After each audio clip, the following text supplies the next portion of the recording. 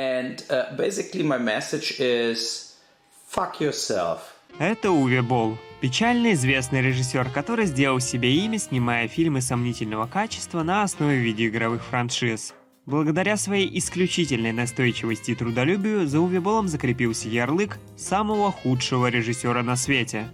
Творчество немецкого режиссера ненавидели практически все, от щепетильных интернет-гиков до язвительных кинокритиков.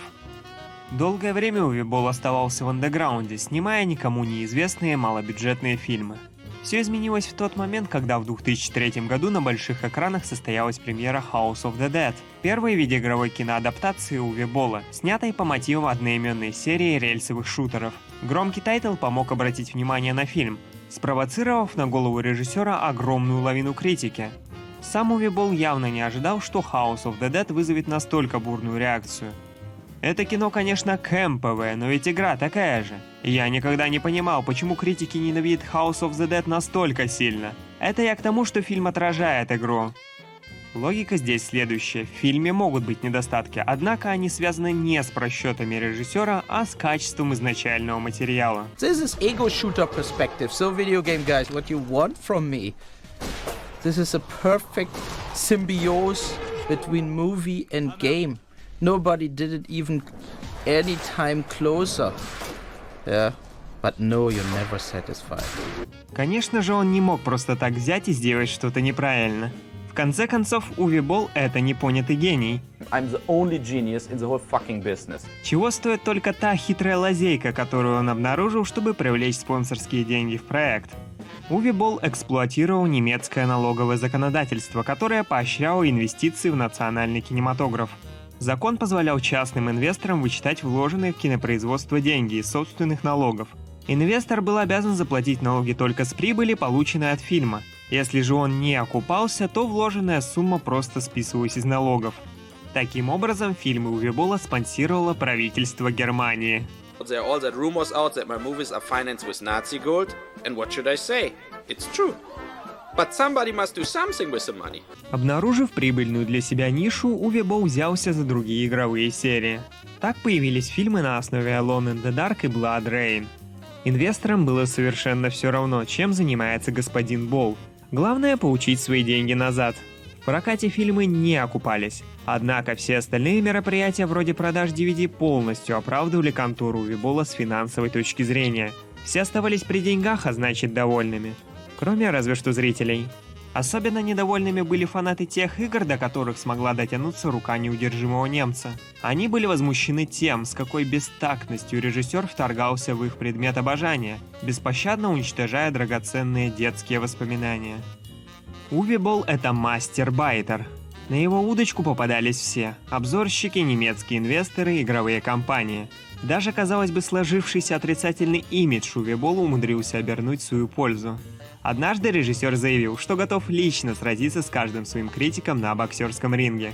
Уве Болл отобрал несколько счастливчиков из тех, кто принял вызов, и даже оплатил им поездку в Ванкувер.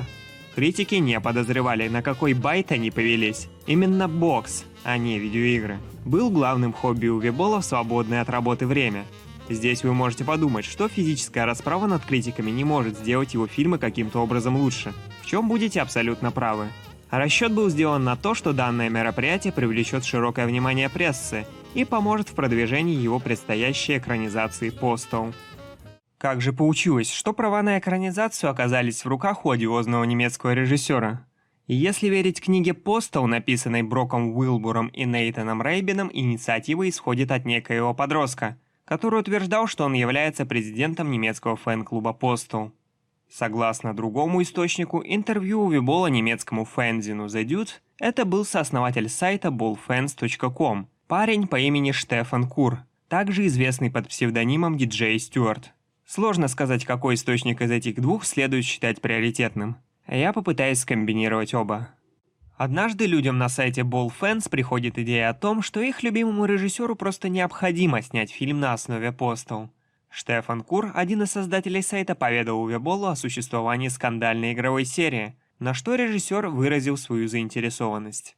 После этого Штефан накатал письмо в адрес Running the Scissors, в котором он попытался побудить студию дать шанс Уве Боллу. Как оказалось, Винс Дези понятия не имел, с кем ему вообще предстоит иметь дело. О дурной славе режиссера поведал Майк Джей, успевший прочесть много всего интересного на сатирическом сайте Something Awful. В статье, посвященной экранизации Alone in the Dark, автор рассказал о своем печальном опыте сотрудничества с режиссером во время разработки сценария. И, почуяв неладное, Майк попросил, чтобы Винс удалил предназначенное для Увебола письмо. Когда разработчики познакомились с режиссером поближе, они поменяли свое мнение на противоположное. Возможно, что в тот момент к ним пришло осознание, что скандальный имидж Увебола будет отлично сочетаться со спорной натурой серии игр Postal. Как результат, соглашение между режиссером и студией было подписано в октябре 2005 года. В официальном пресс-релизе Винс Дези сообщил, что Running with Scissors будут творчески вовлечены в данный фильм, от кастинга до сценария. Но, как и следовало ожидать, на этой почве между режиссером и разработчиками разразилась ожесточенная полемика. Винс Дези и Стив Уик настаивали на более мрачной и суровой версии прочтения истории Postal. Они хотели нечто в духе таксиста Мартина Скорсезе. Увебол, в свою очередь, считал, что невозможно сделать серьезный фильм на основе игры, в которой можно использовать кошку в качестве глушителя. Вот что говорил по этому поводу Майк Джей. «Мы написали сцену с офисом социального обеспечения, которая осталась в финальном фильме, но она не должна была быть смешной. По крайней мере, не таким образом».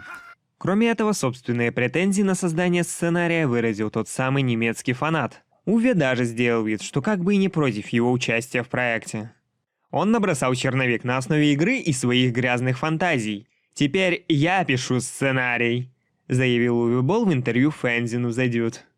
В скором времени Штефан куда-то бесследно пропал, так и не получив причитающуюся ему оплату. Маловероятно, что режиссер воспринимал идеи этого подростка всерьез, даже если мнение отцов серии его мало волновало. Увебол ясно дал понять, что намерен использовать фильм как плацдарм для политической сатиры, а также в качестве мести хейтерам, которые выступали против его фильмов. В ноябре 2005 года Увебол завершает кампанию по привлечению инвесторских денег для своего медиафонда под кодовым названием Ball8. Дыра в немецком законодательстве, которая позволяла ему из раза в раз снимать кассовые бомбы, должна была окончательно затянуться в 2006 году. Судя по всему, Увебол прекрасно понимал, что халява подходит к концу, и поэтому в этот раз сбор денег производился сразу на 3 фильма в рамках одной кампании. Кроме Postal, режиссер также был намерен снять трэш-хоррор Seed и экранизацию шутера Far Cry. Всего Увеболу наинвестировали около 75 миллионов евро, 15 из которых были выделены непосредственно на бюджет фильма Postal. Каждый фильм Увебола – это безумный марафон, который он пробегает за максимально короткое время, затрачивая при этом минимум средств. Съемки фильма Postal, стартовавшие 12 сентября 2006 года, в самых лучших традициях Увебола проходили в городе Ванкувер, что на западном побережье Канады. Дешевизна производства всегда оставалась для немецкого режиссера приоритетным фактором, и выбор локации прежде всего был продиктован низким налоговым бременем канадского законодательства. Именно поэтому в фильме Postal мы не увидели Аризону. Несколько заметок о том, как проходил съемочный процесс, можно найти в режиссерском дневнике Увебола. Вот что он писал. Съемки начинаются, и с первого дня все члены команды и актеры получают массу удовольствия, потому что никто раньше не снимался в таких лихо закрученных фильмах. Однажды я шел в ресторан с 3 Иммобиля и Усамой, и все они выглядели настолько натурально, что прохожие подумали, что это и в самом деле террористы. Сейчас самое время для того, чтобы снять такой фильм, как Postal, потому что после 11 сентября общий настрой в кинопроизводстве подвергся своего рода самоцензуре. Свобода слова была утеряна в США, но людям это надоело, и они наконец захотели увидеть такие комедии, которые будут снова нарушать границы хорошего вкуса, как это делали старые фильмы Монти Пайтона. Тем временем команда Running with Scissors в лице Винса Дези, Майка Джей и Стива Уика отправились на место действия, чтобы проследить за съемочным процессом. Ball, I'm Vince Desi. What the fuck you do to my game Postal? I don't know what your fucking problem is. The movie's great.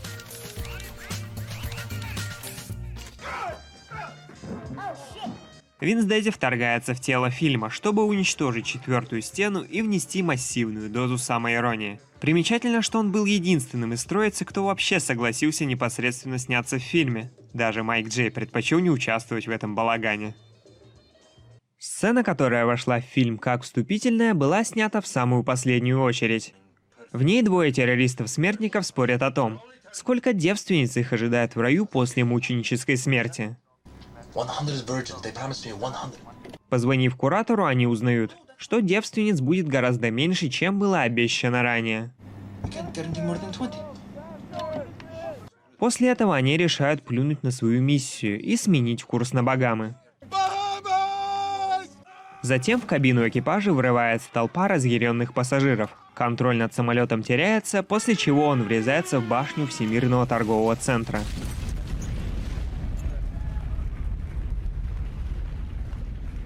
Из-за своего спорного содержания данная сцена стала объектом нападок в американской мейнстримной прессе. В свою защиту Уве Болл говорил, что Постл призван высмеять недобросовестных политиков и религиозных фанатиков, но никак не жертв, пострадавших от действий принимавших решения сторон. Режиссер не был настроен конкретно против религиозных догм, он относился скептически к любой системе убеждений в принципе. По мнению Уве Болла, единственное, за что стоит умереть, это свобода слова. Я категорически против цензуры, ведь если тебе больше 18, ты сам должен решить, что смотреть и во что играть. И для меня это полный абсурд, что какие-то 5 пожилых людей или кто там в составе комиссии решают, что разрешено продавать и распространять. Актер Дэйв Фолли, исполнитель роли дяди Дэйва, также выразил свою обеспокоенность по поводу данной сцены. Он сказал, что хоть и считает многое в ней смешным, но если Уве Болл так все и оставит, то фильм никогда не попадет на большие экраны в Северной Америке. В чем оказался абсолютно прав. Кинотеатры бойкотировали Постл из-за его политического содержания, а радиостанции не желали крутить провокационную рекламу фильма в своем эфире. В довершении всего газета «Нью-Йорк Пост» подала в суд на Уве Болла из-за пародирующего их издания сайта, который режиссер запустил для раскрутки фильма. Из всех американских кинотеатров только 21 пропустило детище Уве Болла на свои экраны. Нет ничего удивительного в том, что в таких условиях Постл обернулся коммерческим провалом.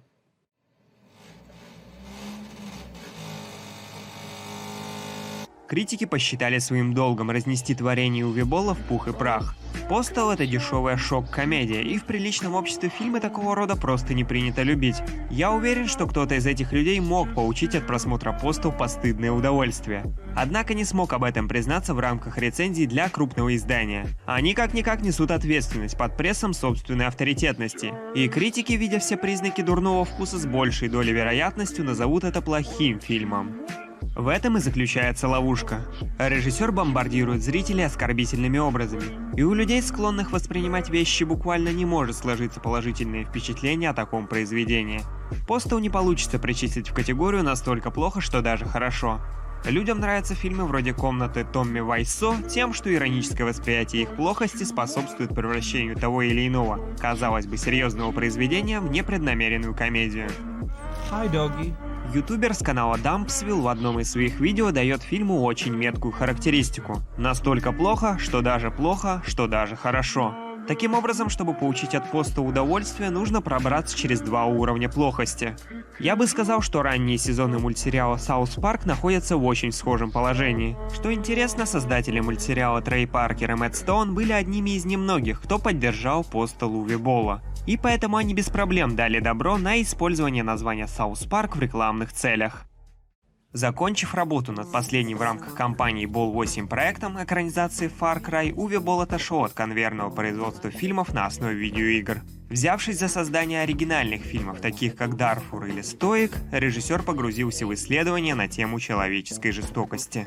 Ключевым столпом этого направления стала трилогия фильмов Rampage. Оттолкнувшись от идеи, каким могло бы быть идеальное преступление, Уве Болл по сути снял тот самый забракованный ранее серьезный Постл. Это признают даже сами разработчики.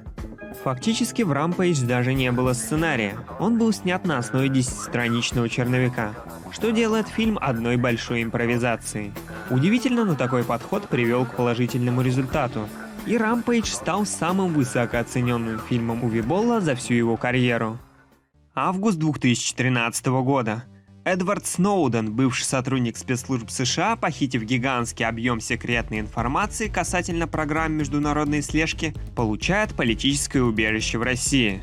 Вдохновившись этими событиями, Уве Болл громогласно объявляет, что намеревается снять фильм под названием «Постл 2».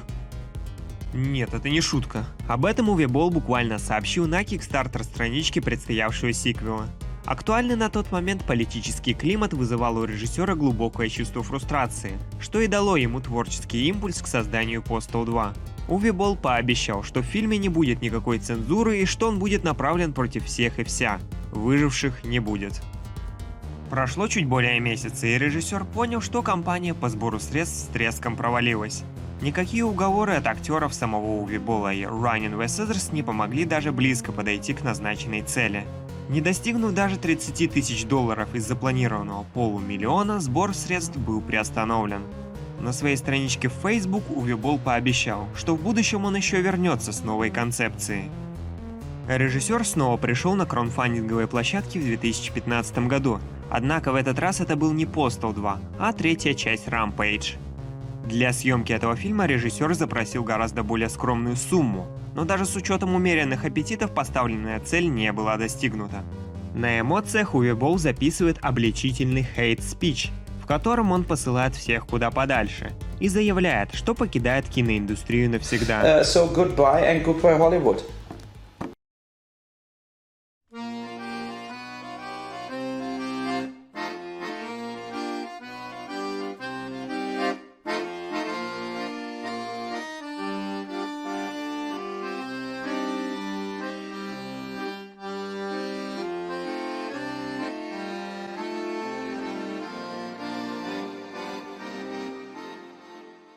На сегодняшний день Rampage 3 остается последним вышедшим фильмом Уве Болла. Бывший режиссер ушел совершенно в другую сферу – ресторанный бизнес.